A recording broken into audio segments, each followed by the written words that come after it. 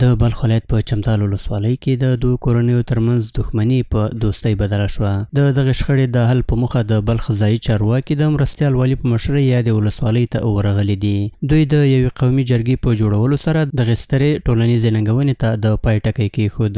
ویناوالو د ولسونو او د ټولنې د بېلابېلو طبقو ترمنځ د یووالي او پیوستون په پیاوړتیا کې د جرګو پر رول ټینګار وکړ او د تاوتریخوالي دوام یې د دې دواړو کورنیو او راتلونکو نسلونو لپاره یو خطر وباله او بخښنه یې د الله تعالی د اوامرو ترڅنګ د اسلامي امارت د تګلارې له مهمو اساساتو څخه وګڼله.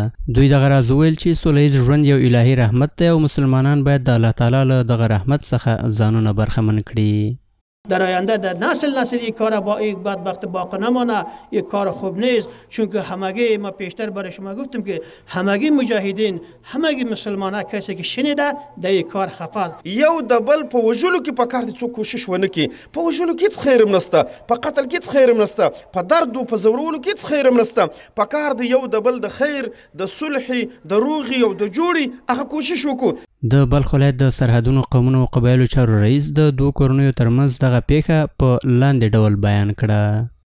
د دې دښمنۍ څه کم 3 کالې وخت ووتی چې په دې کې 4 کسان په شهادت رسېدلي دي، 2 د یو طرف څخه 2 د بل طرف څخه او 3 کسان زخمیان شوي دي چې په هغه 3 کسانو کې یو په چین کې یعنی د غټ عمر خاوند دی او 2 چې دي کوشنیان دي، یو انجلي یو الک، دا بل طرف ته دا زخمیان شوي دي. د یادونې وړ ده چې د روان کال له پیله تر اوسه د بلخ ولایت د سرحدونو قومونو او قبایلو چارو ریاست د هېواد د بېلابېلو قومونو ترمنځ نږدې 80 پیښې او بېلابېلې کورنۍ شخړې حل کړي دي.